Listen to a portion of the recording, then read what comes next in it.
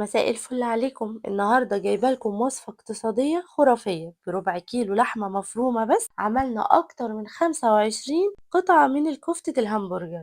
الوصفة دي هتنفعك في الغدا وفي العشاء، وكمان ممكن تعمليها وتفرزيها علشان تكون عندك جاهزة لأي وقت وأي ظروف.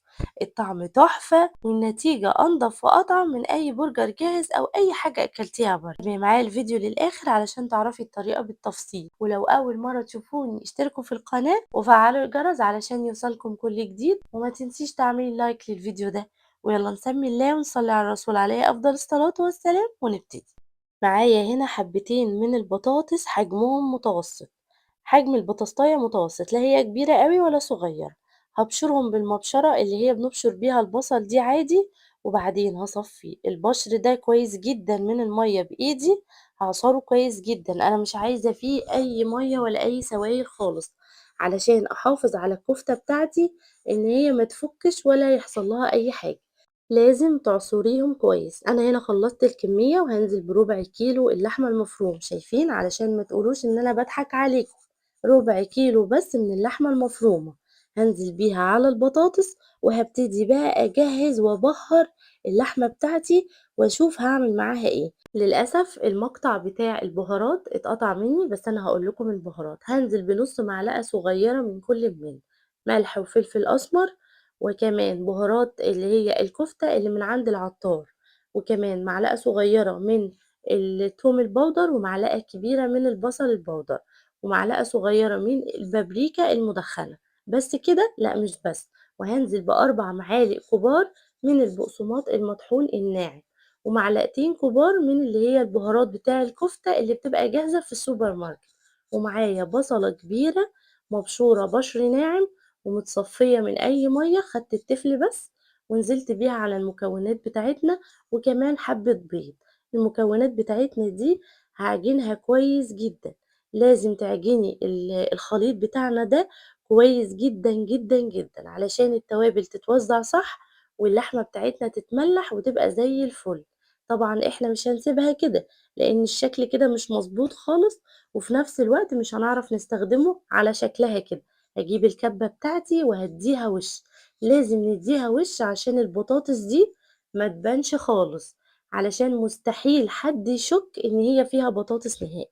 انا كنت نسيت اضيف البقسماط، هضيفه دلوقتي 4 معالق كبار من البقسماط الناعم، وتعجني كويس جدا وتنعميها خالص، تديها وش او وشين بالكبة لغاية ما تكون بالشكل ده.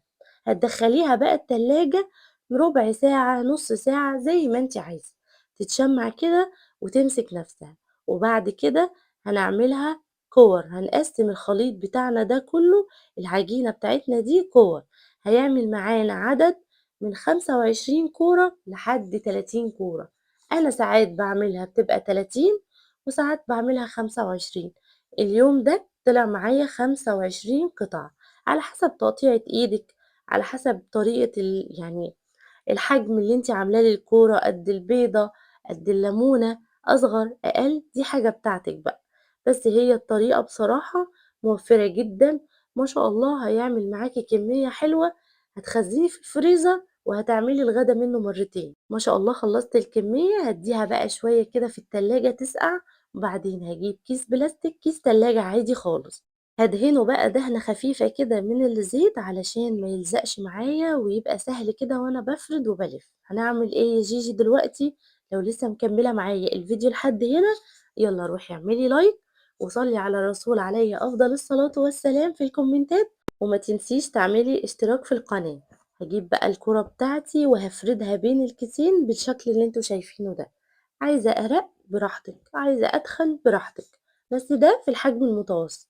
وبعدين هجيب شوية من الجبنة الموتزاريلا المبشورة. لو انت عندك اللي هي الجبنة الصوابع، هتقطعيها مكعبات وهتحشيها، هتبقى سهلة معاكي وأسهل من بصراحة من الجبنة المبشورة. وهاخد الكيس كده وهاتني من الجنبين، هقفل على الجبنة من الناحيتين علشان أضمن إن وقت التحمير ما تطلعش معايا في الزيت وتتحرق وتبقى النتيجة مش مرضية خالص. هقفل عليها كده وهلفها رول بالراحة خالص عن طريق الكيس، سهلة وبسيطة.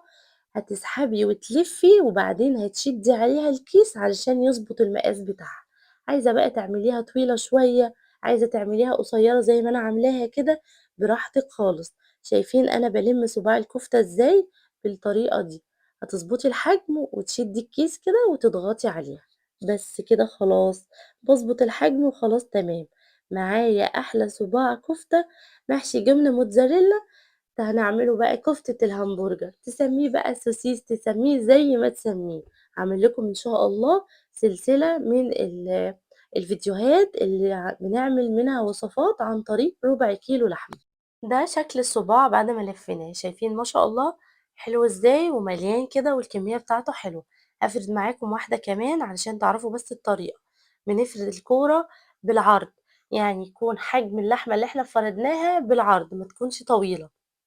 بعدين هنجيب شوية من الجبنة الموتزاريلا ونحشي بيها القطعة بتاعتنا، وهنسيب الجنب ده فاضي والجنب ده فاضي علشان هنتني ونقفل الأجناب على الجبنة، وهنلف كده رول ونشد الكيس علشان يظبطها معانا ونتحكم فيها.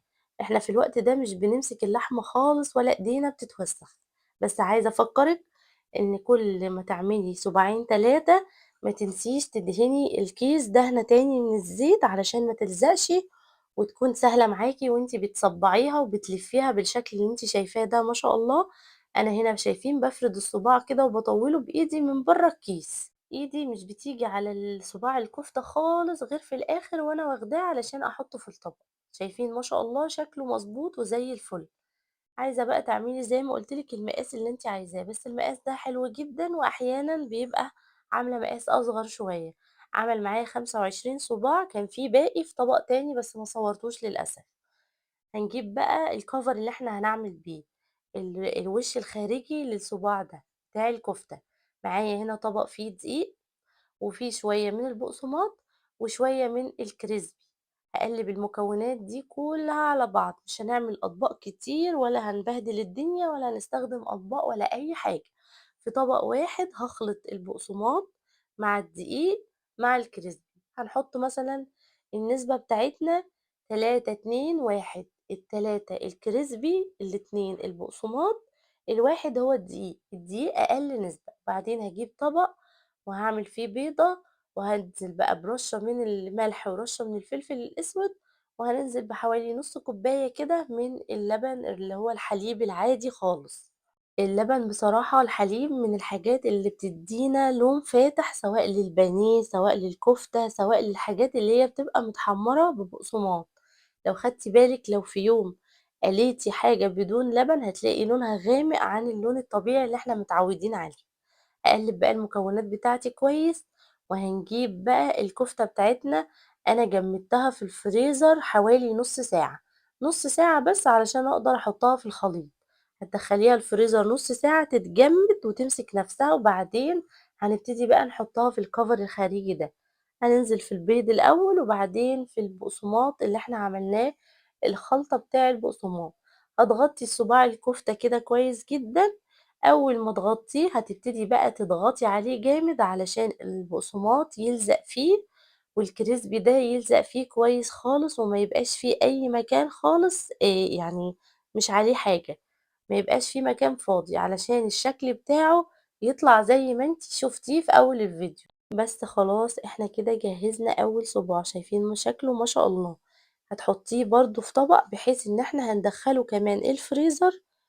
يعني لو هتسويه في نفس اليوم هتسيبيه في الفريزر نص ساعة. لو هتسويه بقى بعد يعني تخزنيه بقى في الفريزر تحطيه في أطباق براحتك بقى زي الفل، بيبقى جميل جدا. أنا عن نفسي بقسمه في أطباق وبجهزه لوقت زنقة بقى، جالي ضيوف جالي حد مش عايزة أطبخ في يوم ويبقى عندي أكل جاهز في التلاجة على التسوية بس. بصراحة طعمه حلو جدا. عمل معايا 25 صباع وعملت منه تيست بصراحة للأولاد وكان تحفة وكان مبسوطين منه جدا وعجبهم. ده طبق من اللي احنا فرزناه وجهزناه مع بعض. زي ما قلت لكم أنا عملت 25 صباع. ده بس الجزء اللي أنا هسويه والباقي سايباه في الفريزر جاهز على التسوية. طاسة على النار فيها زيت غزير يسخن على درجة حرارة متوسطة، مش عايزة الزيت يغلي، عايزاه بس يسخن. شايفين الفقاعات؟ فقاعات بسيطة. هانزل بقى بالكفتة بتاعتي واحدة يعني مع التانية كده، ومش هاقلّبها خالص، أنا عايزاها تاخد لون موحّد واللون الجميل اللي إحنا شُفناه في أول الفيديو، مش هاقلّبها خالص ولا هاجي جنبها غير لمّا تاخد لون من تحت، أول ما ألاقيها أخدت لون من تحت بالشكل ده، هابتدي بقى أقلّبها زي ما أنتم شايفين، شايفين ما شاء الله لونها حلو جدًا وزي الفل. لازم درجة الحرارة ما تكونش عالية، أنا شغالة على العين الصغيرة بتاع البوتاجاز، ودرجة الحرارة وسط، لا هي هادية خالص علشان ما تبقاش طرية معايا، ولا هي عالية خالص علشان ما تبقاش ناشفة كده وإيه ومحروقة مني، درجة الحرارة تبقى وسط. وعايزة أقول لكم كمان معلومة، اللون بتاع الكفتة بيرجع لنوع البقسماط أو الكريسبي اللي انتم مستعملينه، يعني في بقسماط بيغمق وفي كريسبي بيبقى مش اللون بتاعه مش حلو، وممكن كمان تستخدموا تجيبي كورن فليكس وتكسريه وتطحنيه وتستخدميه علشان اللون يبقى فاتح. ما شاء الله ما بتاخدش 10 دقايق على البوتاجاز بالضبط وبتبقى باللون والشكل الخطير ده، ما شاء الله شكلها تحفة، أكلة اقتصادية وموفرة لأبعد حد. يعني أنا عملت الأكلة دي علشان شُفت إن الفيديو بتاع الربع كيلو لحمة عملنا منه كفتة عجبكم، فقُلت بإذن الله هاعمل لكم سلسلة من الفيديوهات دي علشان أنتم طلبتوا مني في الكومنتات ده. بس كده أنا حمّرت الكمية اللي أنا هاستخدمها، وزي ما قُلت لكم الباقي في الفريزر على تجهيز على طول. ما شاء الله حلوة جدًا ومقرمشة ومستوية من جوّه. وكمان الجبنة الموتزاريلا اللي إحنا حشيناها بيها ما شاء الله سايحة جدًا وبتمُط وفي منتهى الجمال، طبعًا أنا ماسكاها بإيدي فهي سخنة شوية فمش متحكمة فيها، أكلة حلوة كده هتعجبكم وهتفرّح الأطفال وممكن كمان تعملوها ساندوتشات في الlunch box. إحنا كده خلّصنا فيديو النهارده، يا رب الفيديو يكون عجبكم، هاستنى رأيكم في الكومنتات وما تنسوش تعملوا لايك وتشتركوا في القناة وتفعلوا الجرس علشان يوصلكم كل جديد. أشوفكم على خير مع فيديو جديد ووصفة جديدة. مع السلامة.